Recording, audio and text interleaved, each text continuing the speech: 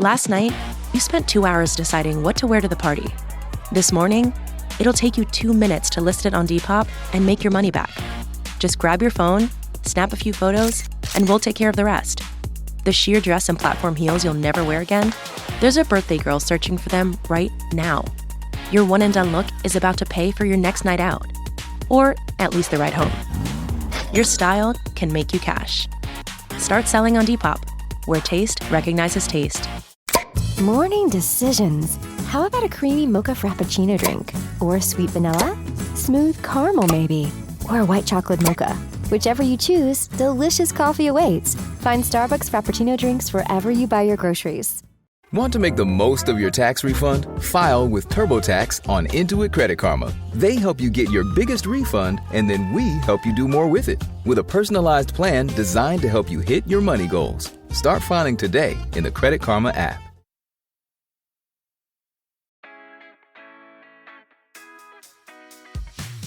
Hey there, Mama Work It Tribe. I'm Marissa Lonick, working mom of 4, lover of all things flow, family, and fulfillment.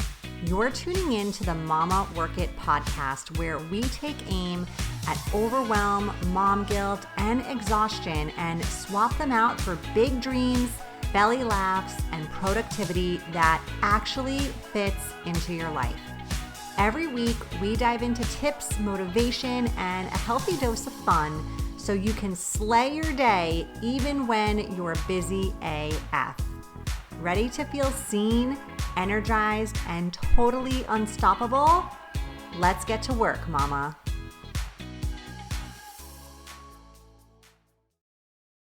Hey, mamas. Welcome back to another awesome episode of the Mama Work It podcast. I am so glad you're here as always.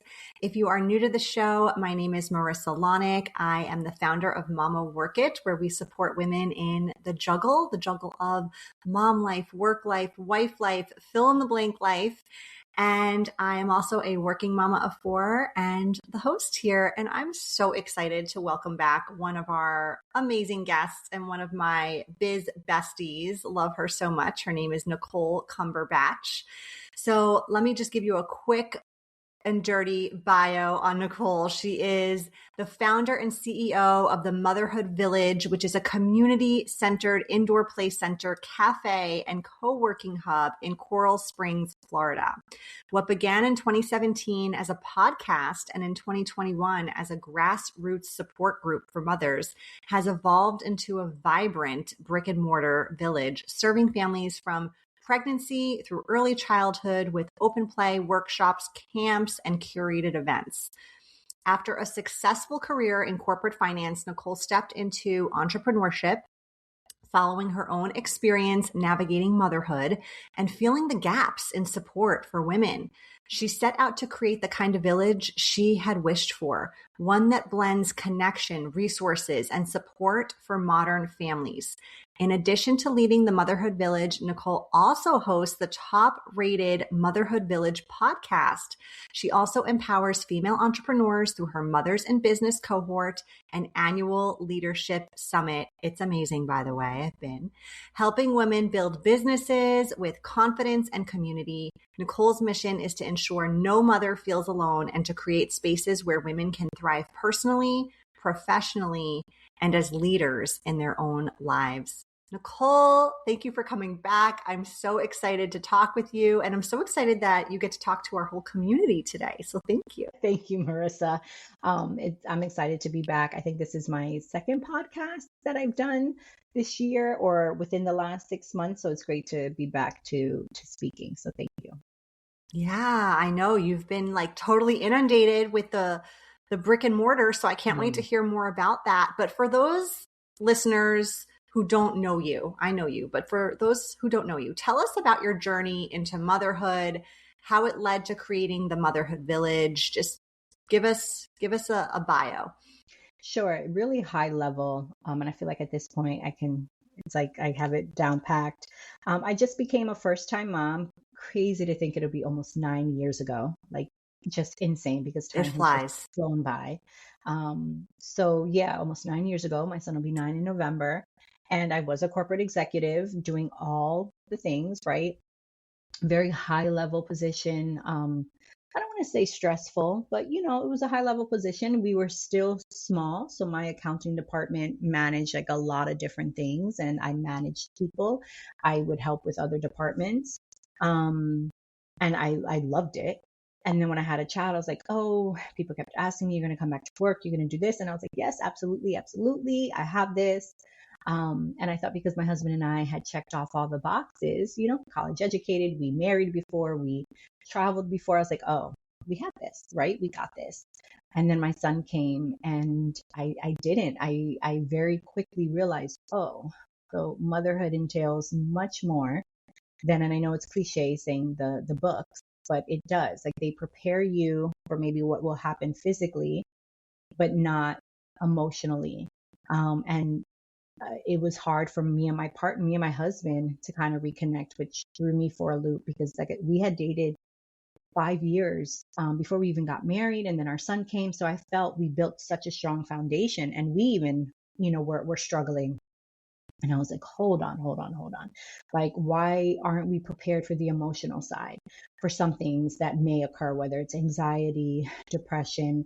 I'm now questioning my identity, this career that I worked so hard for, building the corporate ladder that I was proud of. Now I'm questioning it, right? Do I want to be the first one there? Do I want to be the last one to leave? I found myself rushing to get home. So all of those things. And then through probably the first 2 years of struggling through that, getting through that, I said, okay, I need an outlet. So I did start the podcast, which was a very long name. It was called Mamas Know Best. We got something to say, probably before podcasting became what it was. A friend of mine had a podcast, well, my husband's friend, and he had a sports podcast and kind of showed me what to do and was like, listen, if you want to start, just start, get a mic and just start telling, doing what you want to do. And I did. And through those conversations, it just helped me because I realized other women, whether they were entrepreneurs, they were stay-at-home moms, they were educators, teacher, therapists, all different, really, I don't want to say walks of life, but different women. Because at the time, the podcast, the two requisitions to come on was you either had to be a mom or you had to be in the space of supporting families. So I learned so much. And through learning on the podcast and talking to these women, realizing I'm not alone, realizing what I'm going through is perfectly normal, I said, okay, how do I bring this to the forefront? How do I go past just a podcast conversation that, yeah, people will listen to, but really helping moms within my own kind of 25-mile, 50-mile radius of where I live. And then that's what kind of really started the Motherhood Village community. That was 2021. So goodness, about 5 years ago. And then we just took off. We started doing Mom's Night Out, but really not so much that. It was more the support groups, as I say, grassroots. We did 3 a month, and there were some times that some moms would come to all 3 during the month. So really building community. You got to think this is after COVID. So we have a lot of women who are transplants, right? So they're here in Florida without their family.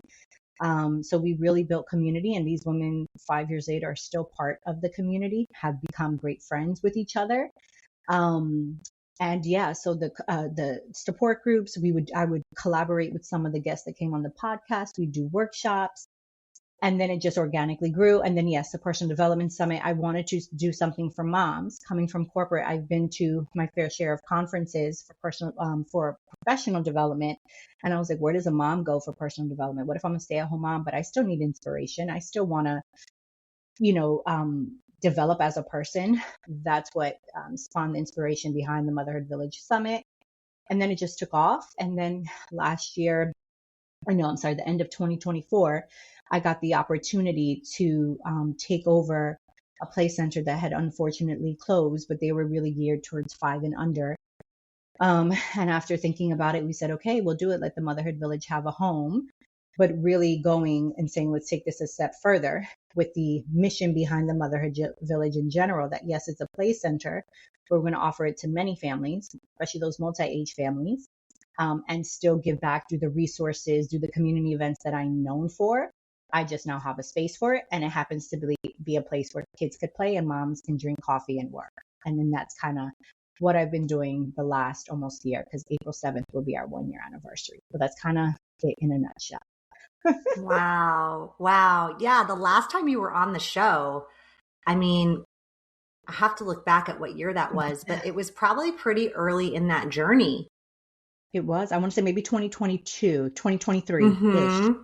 Because I had taken your Mama Work It cohort that you had, because I was Biz trying to figure out management. all the Yeah. things. Yes, because and I'm sure this is part of our conversation. You know, and whoever's listening, if you built something, like, it wasn't supposed to be a business.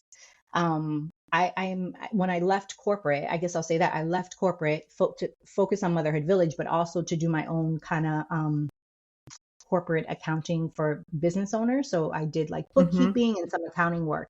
That's really what I knew what to do. The Motherhood Village was, I don't want to say a hobby, but it was just something I was developing. So I was trying to do all the things to figure out, what am I even building here? What is this? What systems do I need? Because I didn't even know. It's something truly that happened serendipitously and very organic, because that wasn't the nature. I just wanted to support moms because I needed support. And as it grew, I just took the next, what I felt viable step to get to wherever it was that, that seemed to make sense, basically. I love that you said that. And I think that's so powerful, because I think a lot of times when we have this innate calling to do something, it doesn't always make sense. It doesn't always make sense on paper. It doesn't always make sense even in our heads. We don't necessarily know what's beyond the next step. Sometimes we don't even know the next step, but something's telling us to do it. And for you, what turned into this thriving business now and what you do full time was just almost like an intuitive calling that you just needed to pursue. Like you said, like, I just did it kind of as an outlet. It wasn't even like something I thought I was going to monetize at the time. Yeah. And it took some time for those systems to grow. And even still now having the space, like, I don't come from knowing what the intricacies are of owning a space, and what I've learned. Oh my goodness, the lessons, the lows, everyone's like, oh, you're doing great. I'm like, yeah, but it's hard. Last year, very transparent, I looked at my husband. I was like, I don't know if I can do this. This is hard, just of really what goes into running a business, because now I just have overhead. Right now, it's like, doesn't matter if, oh, well, maybe I won't post this week. It's like, no, I still have rent due. I still have salary due. Right now, people are counting on me. So not that I didn't recognize that, but when it kind of hits, I was like, oh, and then finding out we're expecting, like, it was just a lot at one time. And I was like, I don't know. But I had to really lean in, which is why having a village, not only in your mom life, but if in your business life, professional life, if you're an entrepreneur, and really went to some mentors that kind of pulled me up and was like, no, you haven't even been open a year. You have to give it at least a year or two to see the cycles. Learn from your mistakes and just don't repeat them and keep going. That's the only way. And I was like, all right. And they were like, but only a true person knows inside if they can. They were like, I'll never tell you to close or do whatever. You have to know that. However, I think you have something. Do you believe it? I was like, I do. They're like, then just roll. You just got to know it's going to be hard. And I was like, all right, put on my big girl boots and just keep down, kicking the doors. So. Yeah. Yeah. This episode is brought to you by State Farm. Having insurance isn't the same as having State Farm. It's like thinking your crush messaged you back, but it's just your roommate asking for rent. You wouldn't settle for a disappointing DM, so don't settle for just any insurance. When it comes to getting the help you need, State Farm is a real deal. Like a good neighbor, State Farm is there. K-pop Demon Hunters Haja Boys Breakfast Meal and Huntrix Meal have just dropped at McDonald's. They're calling this a battle for the fans. What do you say to that, Rumi? It's not a battle. So glad the Saja Boys could take breakfast and give our meal the rest of the day. It is an honor to share. No, it's our honor. It is our larger honor. No, really. Stop. You can really feel the respect in this battle. Pick a meal to pick a side. Ba-da-ba-ba-ba. At participating McDonald's while supplies last. This episode is brought to you by Redfin. You're listening to a podcast, which means you're probably multitasking. Maybe even scrolling home listings on Redfin, saving homes without expecting to get them. But Redfin isn't just built for endless browsing. It's built to help you find and own a home.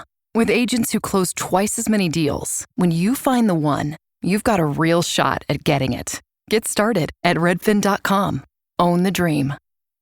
And I mean, I think you need a village in every season. right? Like you said, like whether you're an entrepreneur, but even if you're a career woman, a corporate working mom in the medical field, like you need people that get it to be able to talk to be able to lean on, to be able to mentor you, for you to mentor as you go through seasons, right? Because it's all about giving back too. I mean, I'm a big fan of like the endorphin rush that you get from doing for others as well. Yes. You know? Oh, 100%. So, and I'm sure you get this daily doing what you do, but let's talk about the season you're in right now. Yeah. You're currently pregnant. You're pregnant with baby number 2. Yes. And it's a very different pregnancy, I'd imagine, than baby number 1, not just because it's, you know, you've done this before, but also like you're in a completely different career season, like part of your marriage, all of it. Yeah. How has this season in particular shaped your perspective on community? Ooh. Oh gosh, big time. And I actually posted something on LinkedIn that when I reflected, because I'm 7 months, and reflecting back when I was 7 months pregnant with my son, I was preparing for maternity leave in a corporate position. And the physical amount of stress, right? Again, when am I going to come back to work? You know, all these conversations that rightfully being in a company would have, right? Who's going to do, you know, what is like, and all the stress that came with that. Plus being a first time mom to now, I'm kind of like, oh my God, like I don't really necessarily have a maternity leave, but I have a team. We're planning things. I can technically bring baby. Like I'm already foreshadowing what that looks like, my postpartum. I have built the community that I needed 8 or almost 9 years ago, just in terms of breastfeeding support. Oh my goodness, like you name it. Any psychologist, like I now have a Rolodex of people I can reach out to and have reached out to. The amount of support and pouring, they're like, oh my God, you have poured into us. We want to pour into you type of thing. That I wasn't even expecting. But so yeah, it's been great. And then my husband and I've said this, I think for so long, it took my husband and I a while to kind of get back on a full track. We've had good, like any other marriage. And I think because we got pregnant so quickly after getting married, I don't think it was necessarily the pregnancy. I think it was the normal, I guess, obstacles or things that marriages face when you've been together for a long time. It just so happened that it was also with a little bundle with us that we were navigating. So we had still lows, highs, we're still figuring it out. And even when we were debating about having another one and trying, nothing was happening.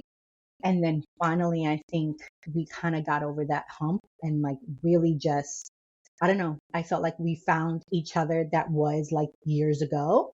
And then boom, I got pregnant. Like we were having one, like just I let it go. Him and I reconnected. Yeah, when I think about that. And I think about when baby comes, like we're already having those conversations of like, listen, I remember some years ago, this is what I felt. I'm feeling some of the pregnancy rage again that, you know, that I talk to him more about, right? Like, that I know with postpartum hormones, I'm older, I'm 8 years older. So physically I'm 42. What that looks like. So yeah, it's very different season, but very, very grateful. I am in a very grateful season because I literally have the village and I tell everyone, I'm like, if I can't bring baby here, then we have a problem. Baby, I will be wearing her. And, so yeah, so community has really stepped up for me and I'm just very grateful. I love that so much. Thank you. I also really love that when I asked you this question, the person that you spoke the most about was your partner. Mm-hmm. And I think that we all have this idea of what a village is when you're raising kids. And for a lot of people, your brain automatically goes back to like older times, maybe even your own childhood, those and thinks that's what a village is and like puts it in this box. And those ideas or those circumstances, they might be quite different now. Mm-hmm. Even like whether that's generationally different, you know, how your life turned out different, where you live different, all of it. Who or what to you is the modern day village composed of? Ooh, I do think it's different for everyone. For me, it's definitely my husband. I mean, for sure. I was reading something that I think we're at least for me, and we've had these conversations where I'm like, wow, this is like my person. Like, I don't know, not that I didn't feel that 10 years ago, but we've gone through just so many obstacles and things that might have maybe pushed us away, right? There was a time I remember being so hormonal, looking at my mom like, I can't stand him. Like, I don't even know. And my mom's like, that's normal. I'm like, this is not normal. She's like, of course it is. And really having to understand that, but communicating that with him and understanding that why I'm feeling this way. So definitely my husband, my parents, and then my girlfriends and other moms. I think in every season of life, we'll have different things, right? Think of who your best friends are from school. And I still have some of them from middle school where we don't talk every day. We send memes and reels and different things. But then I think of like Maria Smiths of the world, who we met online and we Vox her every day. We don't even see each other every day. I don't even think she's been to my house. This is crazy. But I feel so close to her because we know we're in the season that we're in and we talk the way as often as we talk. So I think it looks different for everyone. But I think a village is when you have people around you that truly support you, that you can count on, that you can be vulnerable with, and that you don't have to be afraid to share maybe things that you're going through. And I really am proud that what I've created with the Motherhood Village is that, like I said, a lot of these women are very close friends, even now having the space. The moms that come that see each other regularly, I think they've now met up for play dates like that. That is one of the things that pushes me forward, because if they don't have the conventional village, the parents and all of that, like familial village, that they have other moms that they can be like, listen, today was just a hard day. And the mom can be like, I hear you. Like, that is someone. That's a village. Yeah. You've created a safe space for that. Yes. 100%. 100%. I want to go back to something you said. And if you're aware or unaware, Maria Smith, who Nicole just mentioned, she's a mutual friend we have. And I want to give a very quick backstory on how we all met. So yes. Nicole, Maria, and I, years ago, we're ambitious, high achieving women, moms. We were all kind of dipping our toe in the entrepreneurial space. We were working corporate jobs. And we got to know each other on Instagram. Yeah. Crazy. And we became super close, you guys. Like, we became each other's village in that way.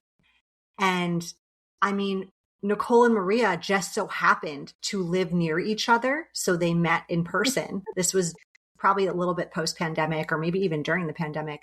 Yeah. But yeah, I did not meet Nicole and Maria in person until 2024. 2024. Mm-hmm. But we were close Crazy. friends. We were each other's village in that way. Yeah. And so yeah. I want to encourage you, if you're listening and you're like, well, damn, I wish the Motherhood Village existed where I live. Because if you're not local to South Florida, like, this might not be an in-person possibility for you. You can still create this incredible village with women across the country and become super close. I mean, like you said, yes. you talk to Maria daily. Me too. I mean, we're all connected so frequently. Like, I feel like sometimes these women know things about me that, friends I've had for 20, 30 years don't. Yeah, for sure. That's what I mean. That's why, it's beautiful to see that it's not just one thing. It really isn't. You just have to find, especially as you get older, it will look different, right? It would just look differently. Some of my friends that aren't entrepreneurs could not understand, and not in a bad way, what I am going through. And I've had to tell some friends, I love you, but I just can't. Like, I literally, I was like, my triangle, this was the beginning of last year, right when we opened, and I saw how difficult quickly. I was like, oh, just because I already have a brand, that doesn't equate to sales. I have to now rebrand myself. Now I'm no longer just a community. I have to re-educate them that I have a space now, right? So it was a whole totally different thing. And I was like, listen, my triangle is myself, my own health, my immediate family, my son and my child, plus my mom was dealing with some health issues. So we were dealing with that, and my space. I don't really have the capacity for anything else. I was like, I love you, and I would try and be there as much as I can, but please understand that this is where I'm at right now in my life. And I just had to set those boundaries. And then, of course, rely on you, the Marias of the world, to talk and say, hey, this is what I'm going through. Because, yeah, so yes, I love that you said that, because the village doesn't have to look like one thing. And even if you have someone that lives, I mean, at the time you were in California, so on the other side of the country, and still build those relationships. And if if your kids go to school, there's at the park, say hello to someone. I think, there's power in that. And truthfully, if you want to start your own mom group, someone asked me, what do I do? And I was like, honey, just find some Facebook groups. I'm sure whatever city you're in, whatever state you're in, you can find a Facebook group for some moms. And if it's not, create one and say, hey, I'd love to do a meetup. And you'll never know. You'll be surprised at what will happen. Yeah. It sounds so easy, but I think a lot of women struggle to put themselves out there and to do this. There's such a vulnerability in that. Yes. Why do you think that's the case? I think, well, especially once you become a mom, maybe because I think back to like when I was pre-kids and single and maybe dating my husband or whatever. Like think of where we met people. It was at work, right? So you kind of went, you hung out, you stuck with what you knew. I think a lot of times once we have kids, even though we're surrounded by families all the times, it does become more isolated because, as for me, just from what I've seen and maybe my experience, moms want in and out. We don't have time. If the kids are maybe a little cranky, we start getting anxious. I know that was my experience, especially with Jason in the beginning. So I didn't have time, even when I knew that he had friends. Like I could have went to one of the moms in the beginning, like, hey, your son knows my son. Like we should do a play date. But we're so fixated on the next thing. We got to pick up our kid. We got to go to the next thing that we don't really have time. And to your point, the vulnerability, like, yeah, I don't even know so much it's that either of like, will they like, because I think as you get older, it's not so much will they like me, will they not? It's just I don't have time, right? And my focus is getting home, cooking dinner, whatever it is that you have to do. Then if you're a stay-at-home mom, you're trying to find things for them to do. If there's nap time, there's like so many factors, outside factors. And I think I had talked about this once on my podcast, and I forgot who I was talking to, but what they had recommended was like kind of get out of your own head and just kind of pause, like just pause. And I think as moms, we're always trying to do the next best thing not the next best thing, the next thing that we have to do, because that's just the reality of the mental load of motherhood, right?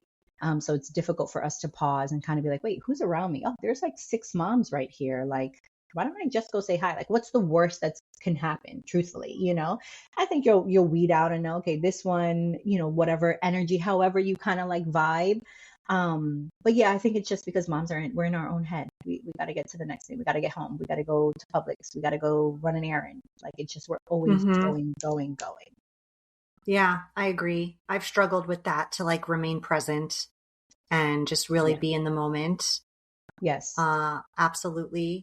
I think too, sometimes because it's hard for us to do that, we assume everyone else also is that busy, is that like doesn't have space for that. And I love what you're doing, because you're like creating that space for that, a physical space where it's like, time can slow down here. You can be present here.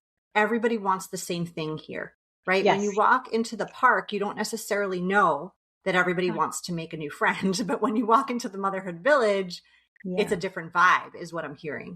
For sure. Yeah, at least we try to be, right? I mean, it's so funny. I can tell the moms who have like one child and the moms who have like multiple and the moms who have the one first-time mom. I remember being there, like they're more like still not being present, still watching, still behind. And I'm like, oh my gosh, they're 2, like let them run. Like when you see the space, it's literally, we have 36 seats, like right in the middle. And then like all the play is around. So there's like one of the safest places that your little one could be to play. And then you have the ones who have multiples that are like, no, he's good. She's good. Let me work or have a cup of coffee or say hi to someone or talk, right? You can kind of see. So I always see that dynamic and I'm like, gosh, it's so true. The first time mom and how anxious we feel as moms. So when I see that, I'm like, okay, how can I how can I help? Like now, how do I solve that problem? So I'll go up to the mom like, hey, no, let them relax. Or, oh, did I introduce? Then I'll try and kind of be that icebreaker. But yeah, for the most part, the vibe is you'll see moms working, they're talking, they'll do play dates. Yeah, I'm very, very proud of of what we've created, transforming into the physical space. Yeah. So for the mom listening, thinking, I don't have a village. I feel really alone, or I just don't have this and I want it. Where can she start? I know you mentioned like posting on social media. Give us like a few tips. Yep, I would say post on social media. Facebook, I think Facebook is really underrated for that. Instagram, although I've connected on Instagram as well, and you can find maybe groups on there, maybe a class. Again, if you're a stay-at-home mom, join a class. See what's in your area that they have any mommy and me classes, any events. Facebook, look for actual groups. I know in Florida, I like to say we are the OG mom group, and there's several more that have come up, and they actually do play day meetups at now the Motherhood Village. But search, for a mom group, and then if you can't find it, create one yourself, or just post, in some forum. Maybe your city has a forum or something. I just feel like now that's becoming more, much more of a thing. And say, hey, I'd like to meet up with a mom. I'll be at this park. Maybe we can. My child is 2 years old or whatever. If you're a working mama, kind of the same thing. If your little one's in school, maybe find out who your child's friends are and spark up a conversation, do a play date. I was very thankful that I finally did that with my son's best friend in preschool, and from his mom and I clicked instantly when I finally reached out. I actually reached out to the dad. He's like, I'll connect you with the wife. I was like, yeah, I think our kids like each other. They're friends, and they were like 3 or 4, and now 8 years old. They don't go to the same school, but we're always trying to get them together. She's part of the Motherhood Village, and yeah, it's out, right? So yeah, it's like just reach out where you can. Join a class for yourself. So this is taking away from just something to do with your child. Really try and find that time, and not just self-care, but do something you like. Take a dance class, go on Eventbrite or ClassPass, see if there's any classes that maybe don't even have tied to motherhood, not even like a mommy Pilates class or a prenatal postpartum, just a class to get you out and to meet people, because your village could also be someone who doesn't have children. You just want to surround yourself with, people that you feel aligned with, trying new things. I know for me, once I became a mom, I really appreciated my alone time. So like, I love going out to eat alone. So I don't ever have a problem with that. I could go to the movies alone. I love traveling alone. Like I really, really appreciate my alone time more so now after becoming a mom. So like I'll show up to places, but I know I'm okay with that, because my friends will ask me, they're like, how are you going to that networking event alone? And I'm like, because worst case, if I don't connect with anyone, I'm eating something alone and having like a quiet time. Like that's how I like tell myself, so I don't go in stressed. I'm like, worst case, I'll leave early and I got a little time to kind of get out the house and do something for me, Mm-hmm. So yeah, look for hobbies, maybe join a new hobby, find a class, do something for you. Yeah. Yeah. So many great ideas. Thank and you. There's something that'll work for everyone there, whether you have a really high demanding work schedule, whether you are a stay-at-home mom, whether you're, whatever it is. I think there's something that can work for everyone. It's got to be a priority to you to want to do it. And I know that's tough. It is. And I still remember when I did your Mama Work It, your Biz Mama program. And I remember one of the things, and it's always stayed with me, and I say this often, even in my Mothers in Business program, it's like, do you not have time, or is it just not a priority for you? And if it's not, that's okay, but tell yourself that. And I do. Just be honest. Mm-hmm. Yeah, and I'll look in the mirror and I'll say, no, that's actually not a priority. Priority is this right now. And I will eventually make it a priority, because I do want to do that. But right now, this is what it is. And that mindset shift changed everything. even though I kind of knew it, but to hear it said from someone else and then repeating it back to myself whenever I'm in one of those like, oh, well, I should be. And it's like, well, should I? Or is that just not something I really want to do? And I'm like, no, I don't really want to do that right now. I need to focus on this. Well, then focus on that. And whatever I need to do, done when I can prioritize it again. Yeah. Yeah. Because we also kind of tend to try to prioritize everything, and that's unreasonable. No. You get burnt It's out unreasonable. fast. It's impossible. Yeah. No. But if you're feeling that void for the village, Yes. maybe it does need to become a priority for you in the moment. Yeah. If it's affecting your mental health, if you're depressed, absolutely. I mean, and then of course seek professional help, check your insurance, if you're, that's different, but absolutely. Like if that is a priority to find, then then look for different ways. Cause whether you're, an entrepreneur who's running a play center pregnant, and I never tried to throw in someone's face like, listen, you're busy. Like we're all busy and we all have different things, whether you're growing a business, whether you're pregnant, maybe taking care of your family. I'm like a parent, right?